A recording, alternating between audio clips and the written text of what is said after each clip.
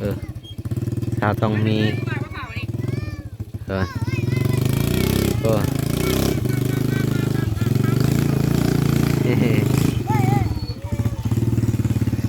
คือได้รถชิ่งแท้วันนี้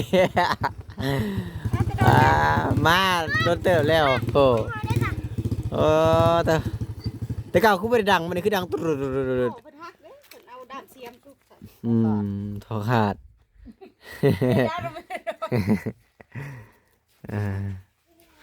เนี่ยเอาขี้ไก่มาใส่ฟักโอ้ยมาพอดีน้องดำเห็ดกินถ่านั่นเลยนั่นเลย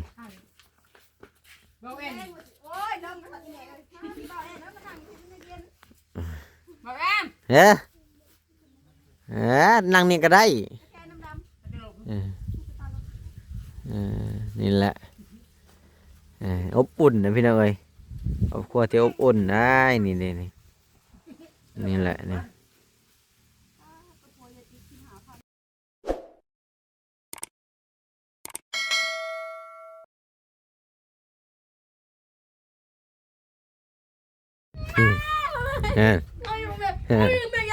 เพลงมาแทะอยากไปค่ะอยากโอ้เลิกสบายดีเด้อเด็กคือเขาก็สบายดีสบายดีว่ะกินน้ำหวานกันเด้อเอาเงินในเพิ่น1,000เมื่อกี้เพิ่นว่าจากชื่อพอจะได้น้ำหวานเพิ่นจากชื่อยังเพิ่นว่าเฮ็ดฮูนูเพิ่นว่าเพิ่นอยากซื้อมาแกงถนออ้อยเพิ่นว่าซื้อหวานพุ่นมันบ่มีเพิ่นว่าบ่มีบ่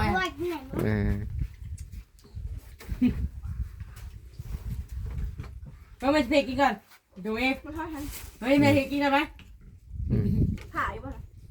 ถ่ายเลยถามจริงด้วยไปห้องเยวาทำมากินค่ะ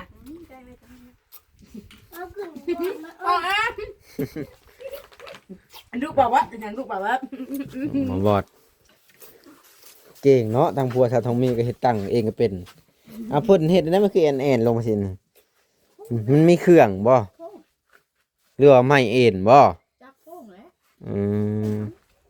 โค้งเอาเนาะแต่ว่าอันนี้มันเป็นอันต่างหากบ่หรือเพิ่นเจาะอันนี้ก็บ่ฮู้อันนี้ต่างหากอันต่างหากบ่นี่นะเป็นหูบ่ในกลางมันนี่ยิงแม็กรุ่นนี่บ่รุ่นนี่เป็นหูรุ่นนี่เป็นหูถอดไปนี่เพิ่นแต่ว่าเพิ่นเอามาแต่ไม้ทำสาเนาะเพิ่นคือเอามันเบาบ่หรือว่าจังไดหรือว่ามันหาง่ายบ่ไม้เนาะไม้มันลายไม้นี่แต่ว่าลายมันงามหั่นน่ะ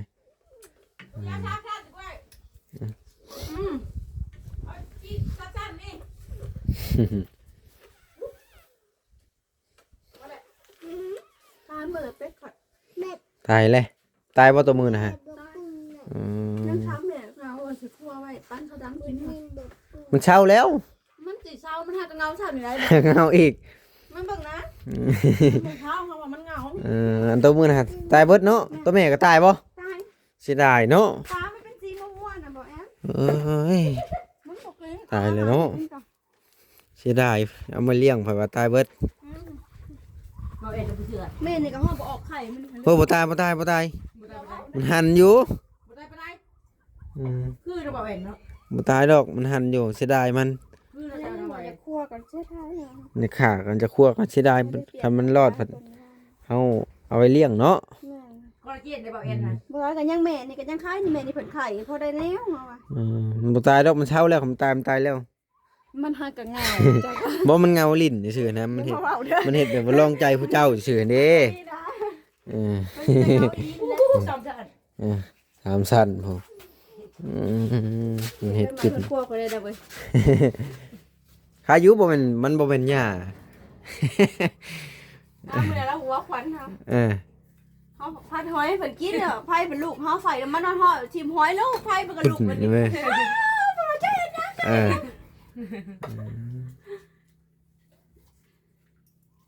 มึงจิบเอวเด้แล้วกบแห้งแล้วเด้มันหักลงเด้อน้องดำพอดีว่าเพิ่นเห็นรถขายของมาเพิ่นว่าเพิ่นอยากกินนะพี่น้องจะเอาเงินให้เพิ่นจัก20,000นี่แหละไปซื้อได้เอาน้องดำเอา20,000 ปะตัวนี้เดี๋ยวเพิ่นขึ้นมาจะไปชื่อเดี๋ยวเพิ่นกลับขึ้นนะ ก็คือได้ปะ ตอนนั้นเราลงไปหันเราก็ขึ้นมาเลยหาเงินชาวพันธุ์ซื้อเพียงบัดนี้ จังเลย สิซื้อเฮ็ดฮูนูมาใส่แกงอีกบ่ หรือว่าจังใด จัก อืม เหมือนกัน ซื้อเพียงซื้อขนมใหญ่เลยจะกินขนมอยู่บ่ เหมือนกันอยู่มั้ง ตายแล้วกลับขึ้นมากันเนาะแล้วมาทุกมื้อบ่ในนี่นะ รักแล้วลูก เอาแล้วฮู้ว่ามีเฮือนอยู่ในนี่นี่ จักแล้ว แล้วน่าจะเคยเข้ามาเนาะอ๋อถ้าเราบ่เคยเข้ามาเนี่ยเราบ่เข้ามาดอกเราน่าจะเคยเข้ามาได้เลย แล้วเจ้ามาอยู่ในนี่เคยเห็นแล้วเข้ามาบ่ซะ เป็นยังบอกเอ็นนี่ อันนี้ฮะอันน่ะขูดไม้ขูด เป็นยังไงมึง ดึงแล้วไม้ขูด โอ้ย ก็เลยเจ็บ เจอมากับม้ามันจะไปหื้อมันได้สิ โอ้เผื่อชาทองมีมาเพิ่นอ้ายก็เมื่อป้าเด้ โอ้ยกินเนื้อปะมันยัง อ้าวเจ้าหน่อยชุบเจ้ามาบัดชุบเจ้ากินข้าวกินน้ำเด้ โอ้ยกินก็ได้ เจ้าหน่อยอยากนำเพิ่นได้ซะ โอ้ยน้ำลายเองมาบุญเพื่อนกับบ่มาเนาะวันนี้ กินฮอดบ่บุญเพยแล้วมีเมียเลย มีเมียก็ยันแล้วบ่ได้เอาเมียเราเอาเรา ระหว่างบ่าวบุญเพยกับบ่าวบอสเจะเลือกผู้ใด ไม่มึงเด้อบ่บอสนั่นแหละ บ่าวบอสแล้วมีรถใหญ่ได้ โอ้ยก็บ่บอสนั่นแหละ เออ เล่นละมาเนาะ เออเจ้าก็โทรหาเราติ อันนี้โทร โทรศัพท์เด้ถามบ่ได้มีบ่เอออยากได้อยู่บ่ ยังได้อยู่ บางทีมี FC ซื้อให้ก็เอาบ่ เอา พอได้ลิ้นโทรศัพท์เนาะ โดย เครื่องละล้านปลายก็โอเคแล้วเนาะน้องดำเนาะน้องเราบ่ได้มีโทรศัพท์ได้น้องดำนี่เดี๋ยวแพกมาตัวนี้แหละน้องดำจะเอาให้บ่แอนพี่น้องแต่ว่าบ่แอนบ่เอาเพราะว่ามันกินไก่บ่แอนเอาเมื่อจะมันกินไก่ลุงแต่ว่าไก่บ่แอนก็มีจักโตนี่ เมื่อบ่เว้น 6โต7โตนี่แหละเอาเมื่อพอดีมันกินไก่ลุงเบิดลุงให้แล้ว อย่าเรียกผม งานแพงบ่น้องดำ ใจอยู่แต่เช้าเมื่อพูดมันก็ย่าเมื่อกี้ไก่ตะเบา นั่นดิวันนี้ให้บ่แอนเอาเมื่อมากินไก่เขาอีกแล้ว อีจะงงอันนี้ เออ คันบ่ลูกคันบ่นี่ใช่ แทงหมาเนาะ มาเมื่อนำบ่เว้นบ่ โคตรพักให้ชาทองมีได้ไหม มันเด็ดอยู่ เออ เมื่อมายืนบ่เว้นเมื่อมายืนนำบ่เว้น นั่นดิ จะไปกินไก่เราเด้อ เออ เปิ้น อันนี้ขึ้นมาเลยไปรัดแม่เพิ่นขึ้นมาเลย นางเปิ้นอันนี้นางเปิ้น นางเปิ้นบ่นี่ฮะ อีจะงงเกิด อันนี้ไปรัดแม่เพิ่นอยู่เมื่อป้าได้น่ะอันนี้ โอ้ยหัวแดงเดียวกัน เพิ่นจะไปซื้อหยังเด้บัดนี้เอาเงินให้20,000เดี๋ยวบ่แอนสิถ่ายอยู่โฮมดอกให้ทั้งน้องเราเอาไปซื้อนะพี่น้องนั่นดิเสียงไผอ่ะน่ะนั่นดิ เอาไปใส่เบิดลูกเบิ่งนั่นน่ะเอาอยู่เอาเด้ลงเรือนลงกลางน้ำมัน นั่นดิ มันลงเรือนคุณมันอยู่เรือนคุณมันอยู่เรือนคุณยังไงอยู่คนละเจอเนี่ย อันนี้ มันอยู่ในเรือน สบายจ้ะเนาะจับกล้องก็ได้เงินมึงได้ยายได้ตากแดดชุมมือนี่ ไผจับกล้องจะได้เงินไผว่าจับกล้องแล้วได้เงิน นั่นแหละคนนี้เลยนี่ โอ้ย เบิดลูก เพื่อจะได้เงิน ชุมมือ เพื่อจะได้เงินคือการอันนี้ก็นี่นี่นี่นี่นี่นี่นี่ 3:30แล้วไปแล้วพ่อนะ ทำโมงกลางคืนบ่ เอา3:00เช้าแล้วลูกก็ไปแล้ว อ๋อไปหาบคลองเนาะ รถชะโนนา4:30 อ๋อบัดนี้ก็ไปเลาะจังโมงเบิดบัดนี้นะ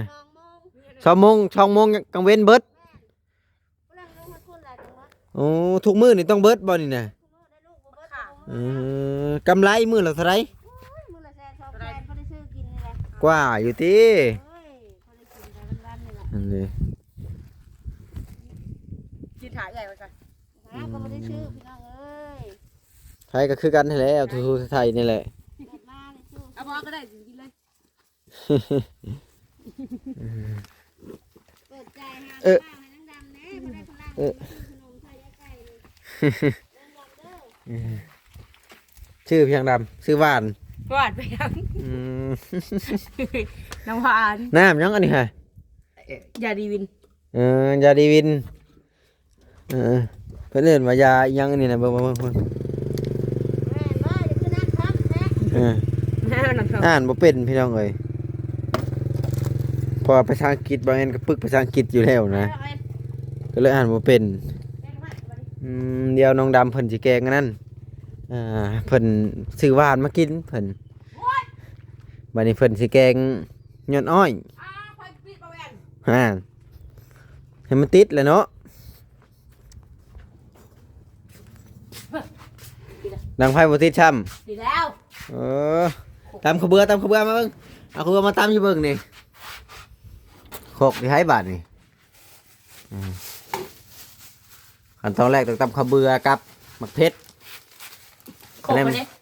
แล้วจะหันพงเขาตาได้ปิดหน้ามาพี่มันเพชรแล้วเป็นข้างมาเนาะ ปอโคกเกลือแม่นคืองามเลย โคกบ่ล่างเนาะ ไปยังมือคือเปื้อนกันเหรอ ล่างก้อนโคกน่ะมันบ่สะอาดนะ งามบ่ เอาขี้พลอยเล็กน่ะมาทูออกนะ งามบ่อย อ่า มันอยู่กันได้ยังไงหิวข้าวบ่ ปิดหน้าพี่ครับปิดหน้าพี่1 2 3ปิดหน้า1 2 3หิวข้าวแล้วบ่นี่ บ่แล้ว ถ่าบ่ไหวเลยเนาะ บ่ได้หิวดอก แกงถ่า เลย ใส่ลายบ่หมกเผ็ดใส่จักหน่วย โอ้โห ใส่เบิดทงบ่ หยุดเพชรบอกเอง เผ็ดบ่เอาใส่หมกเผ็ดดีบ่เผ็ดว่ะ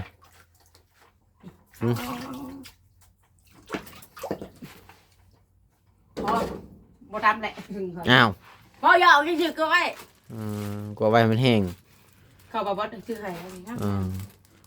ข้าวขาวบ่ เลย บ่ได้หมุนบ่ ไม่ได้หมดเลย ข้าวใหม่หรือข้าวเก่า เข้าใหม่ ข้าวใหม่ เลยเรียกเวลาดึง เบิ่งเอาลงมาเบิ่งดูขาวบ่ ข้าวกูจะคล้องมันเลยบอกก่อน งาม นุ่งชนิดไหนอะไรก็แบ่งไว้ อยู่หุ่นก็มีอีก เลย ถือว่าพี่พร้อมคือแต่ละมื้อจะมาเจ้าถือข้าวเจ้าเองมากิน แม่ บ่ได้มากินข้าวเอื้อยกินข้าวไปข้าวมัน แซ่บ กินข้าวไปข้าวมัน แซ่บได้ อ่า แซ่บได้เขาบอกว่าเราซื้อ ข้าวมันเบิดบัดนี้ไผชื่อให้บัดนี้ บอกว่าคือข้าวเขาแล้ว บอกงั้นก็ชื่อให้อยู่คันมีผู้ใหญ่ใจดีฝากเงินมาให้ เลย คันเงินตัวเองนี่ก็บ่มีคือกันใส่หมักพริกเอาอยู่จักปีแล้วเจ้าฮะ 22 ปีแล้ว ถ้า2 ปีใส่22หน่วยเด้อ โว้ย เอาใส่ตามอายุสำไรใส่แซมนั่น บ่ไปได้ไร เอามันจังแซ่บ พอแล้วเผ็ดเลย ใส่10หน่วย ได้เลยโซซีปุ๊บจิตหน่อยจิต เพราะมันกินบ่ได้ จะบอกค่อยๆใส่ ค่อยๆตำพงเขาตาได้รีบนับก่อนพี่น้องก็ยันมันพงเขาตาได้ เคยโป่งเลยนะ แซ่บบ่เขาตา โอ้โห แซ่บหรือบ่แซ่บ เจ็บ บ่ได้แซ่บจักดีได้ไหม โอ้โหให้ร้านตีเถอะ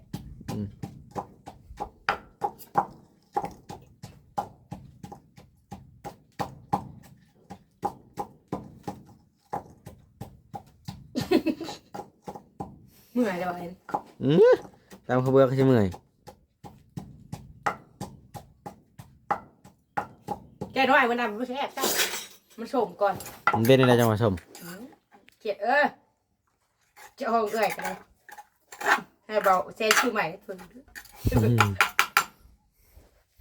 เด้เป็ดในของตัวก็ตายเว้ยนี่มันตาย ตายจากตัวสรุปแล้วนะ 2 ตายสอง 3ตัวแล้ว ตายชามเดือซอง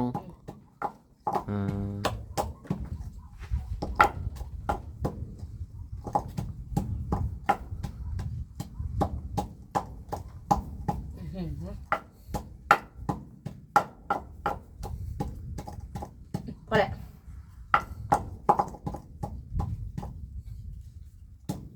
ตำมันมุน โอ้ยเมื่อย พริกตำให้มันมุนมันยังแซ่บมันยังเข้าเครื่อง เมื่อยเลย มันครบเครื่อง ไปพูดเลย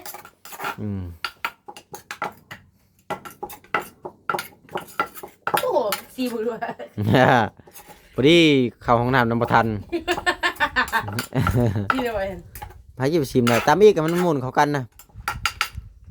ตำให้มันเผ็ดมุน กูเด็กจ่าเมื่อยมาก ตำพอดีเผื่อชาต้องมีมา โอ้ยกูเลยตายก่อนบอกเองก็เคยกินมาตรง ตำยัง ตามไปเลย ตำข้าวเบื่อนี่ อายุเคยกินแต่ข้าวเบื่ออืม กินบ่เห็น บ่เย็นแฉบเย็นแฉบเย็นแฉบก้นอืม เอาตากูก็แซ่บไปพ่อนั่นน่ะบ่อย ยังบ่ได้พูนทำน่ะ ตายเนาะบ่นอนข้างไง ให้มันหมุนก่อน ตัวถ้าตาเบื่อถ้าต้องมีมา อืม พอดีบ่เสียมาพอดีตายเลย ถ้าจะขกแตกโลด บ่น่าสิหายหัวติ อืมโอ้ยพอค่ะ น้องกู เอาอันนั้นมาบัดนี้เอาหม้อมาซะพี่ให้ FC เพิ่นเฮ็ดนะ ไผ่เลยเนี่ย อ่าสิมึงไผ่บ่ได้ผ่าบ่ อืม คือบ่ผ่าฮะ พามาเข้ากันบ่ แม่นบ่ผ่าก็ได้มันจะกินง่ายตอบมันใหญ่มันจะกินง่าย ใส่อีหยังบ่นี่ฮะ พามาเข้ากันเหรอ อย่ามาพี่เอามาพี่เอามาพี่ตัวน่ะอย่ามาพี่ มันยังเข้า อย่าผ่าบ่ พามาเข้ากัน ปกติต้องผ่าแต่ตอนต้มพูน ลืม ต้มแล้วจังผ่า ลืม โอ้ย มาจะพาเห็นมันนี่บ่มีกับข้าวเขาเนาะ เข้าบ่ อืม อืม แล้วก็มุกกับแซ่ตัวนี้ ยันอ่อยตัวเขาตัดแล้วเลยว่า แม่ อย่าว่าไปหลีเอาตัวเขาเปิดปลูกใหม่ บ่ได้ พอดีก็จะใหม่ไหม ลูกมัน เออ โอ้ตกใจอะไรพุ่น อืม แซ่บอีดอกบ่แย่เลย กินหลายคนคักอยู่ อืม ไปหลีเอาตัวเขาปลูกใหม่เขาจะใหม่เด้อเนาะ บ่ยลูกมันอันนี้มันเกิดน้ำอัน อ่า ไม่ว่าโอ้ยมันใหญ่ขึ้นเนาะมันใหญ่แบบเท่านั้นเด้ แล้วไปหักเอา เอา เออ โอ้แซ่บเลยชวนพี่น้องตัวเองนั่นแหละ เออ ชวนเท่าไหร่อะแหละ สะเลบรรณานะ อืม บัดดงพุ่งผู้ เออ ไปบ้านดงพุ่งวานนี่นะ โอ้ย เออปั่นรถทีไปผู้เดียว อืม เรามาถ่ายคลิปจะบ่ไป บ่ เออ โอ้แซ่บเว้ยอยากเด้ อยากแกงแหละ กะเอ้ยพุ่นแล้วเจ๊ไปกินผู้เชี่ยว แกงอะไรกินบ้านแล้วแหละ อ่อนได้ก็นอน อ่อนบ่ อืม อืม กินหลายคนเนาะไอ้ แม่น ผักแหวนคุยเด้อทำผักแหวน ผักแหวนผักอีหิน อืม เคยกินบ่ผักอีหิน เออ เคย คุยแล้ว ผักอันนั้นเนี่ยกระเสกได้ใช่ ว่าโทษเลยมัน เคยอีกผักอีหินก็เคย โอ้มันเด้ ผักแหวนก็เคย คือกินคือบ้านบ่เอ็นเลยใช่บ้านนั่นก็กินได้ผักแหวนผักอีหินแล้วผักอันกระเสกบ่มักกะทินกินบ่อยู่พี่น้องดับข้าวครัวพี่น้องเอ้ยนี่ กินเลยเมื่อเห็นแล้ว น้องดำข้าวครัวทำอาหารให้ FC เบิ่งตอนนี้เพิ่นกำลังสิแกงยอดอ้อยเนาะพี่น้องเนาะ ไปจองกันเลยบอกเอ็น น้องดำเพิ่นบ่ได้ใส่บ่น้ำยาด่างนะ ใส่หรอวะใส่บวม อืม โอ้ยจกยากเลย นี่เด้น้องดำ โอ้ยเจ็บตาเด้แซ่บเลย แสบตาบ่ ฟ้าเนี่ยนาแตกบอกเอ็น แต่ก็พอดีแล้วเอามันเย็นให้เลยมีตัดคอมจุดโหลดเอามันสิเหยียบคนอื่นแล้วน่ะเอาบ่ถึกหม้อบัดนี้เอา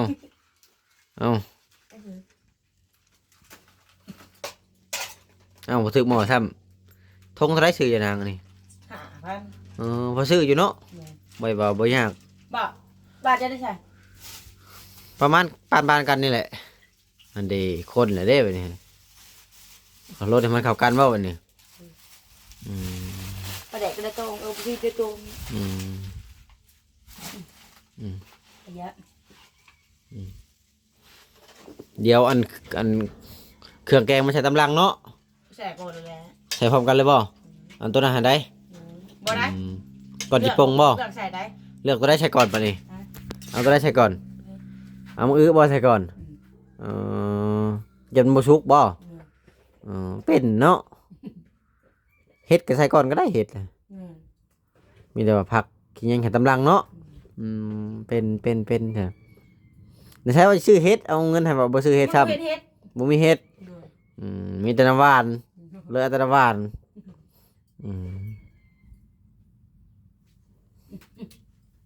ตัวเจ็บ แซ่บน้องสังกินก็ว่าแซ่บเลย ตี โอ้ ตัวใหญ่เพิ่ม เห็นว่าก็ได้ ตัวใหญ่เปล่าแอน ตัวใหญ่แล้วมันจะกินอิ่มไว รู้อีกนะ อืม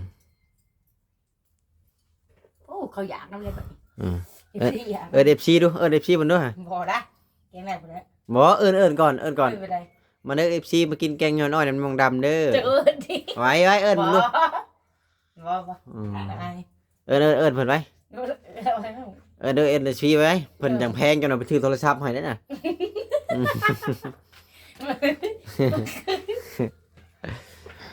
ืมพอได้เบิ่งคลิปตัวเองอยู่ในโทรศัพท์ผู้นั้นผู้นี้เด้อืม แกงแรกก่อนอ๋อดูบอกเองอยากไปค่ะอีกเชิงอะไรเลยเนี่ยได้หรือเปล่าเอง เต็มหม้อเนาะสุดท้ายมาละลายในพี่น้องนี่แหละนี่เด้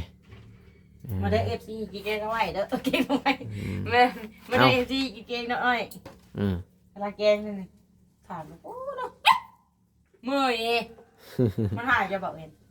ย่างได้ มันจังเจ้า เมื่อก็ได้เสยเด้อ กู เมื่อก็เด้อ มาเด้อ เอาเมื่อแล้วว่ะ มาสั่งบ่ เออ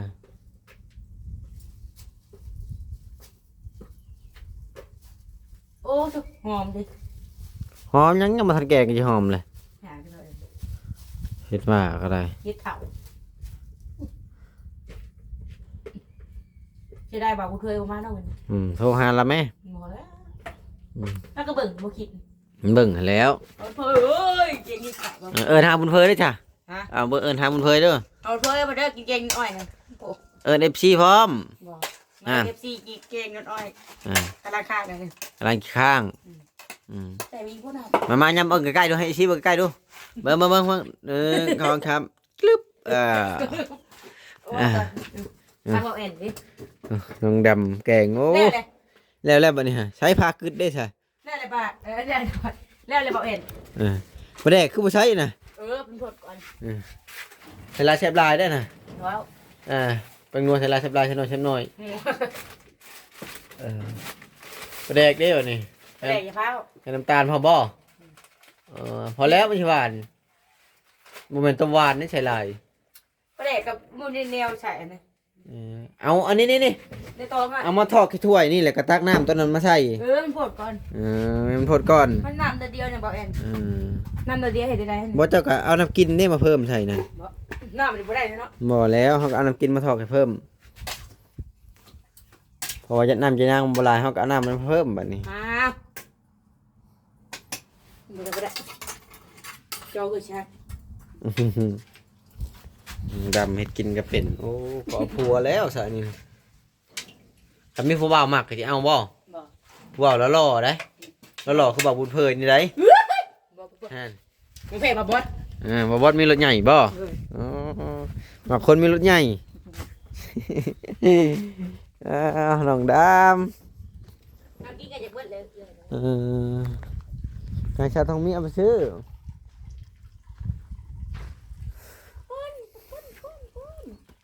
เอาเอ็นเอ้ย นี่ มาเลยแม่ เพิ่นเอิ้นให้ไปถ่ายคลิปเพิ่นอีกเลยพี่น้องเอ้ย ที่ห้าอันนี้เรียก อย่าด่ามันบ่งามได้เติมให้แล้วให้เด้มันก็ลายแล้วบัดนี้อันนี้ เรียกหลุดไปว่ะ เอาใส่ยังวะนี่ นี่ดอกจง อืม จงเลยนี่ตะ โอ้ย ลิวดิ ตะหลิวทอดไข่นี่นะ ก็อย่ามันโอ้ ยังบ่ได้โพดช่ำแกงก็เป็นเนาะอย่า อันนี้ มันอันนี้มันแข็งมัน อันนี้พี่น้องฉันสำหรับคลิปนี้กับบุมีหยังหลายเด้อกับพา FC เบิ่งน้องดำเข้าครัวแกงยอดอ้อยให้พ่อแม่พี่น้อง FC เบิ่งตอนนี้เพิ่นกำลังคิดปรุงเนาะพี่น้องเนาะแล้วเพิ่นก็ โอ้ย ใส่ลายแท้น่ะเค็มแล้วกินบ่ได้แล้วน่ะ ตะลิวอ่ะ เฮาก็เอาน้ำต้มมันร้อนแล้วก็ถอกลงพี่น้องสำหรับคลิปนี้กับบุมีหยังหลายก็ขอตัวจบคลิปก่อนซึ่งมื้อนี้ก็ได้มีโอกาสแวะเวียนเข้ามาอัปเดตทั้งน้องดำเพิ่นนี่แหละเสียงรถไผกับฮู้อยู่ลมโพ ต้องมีมาแล้ว ใหญ่ ไทยไทยอ่ะขอตัวจบคลิปก่อนไปพอกันคลิปไหนพี่น้องเอ้ย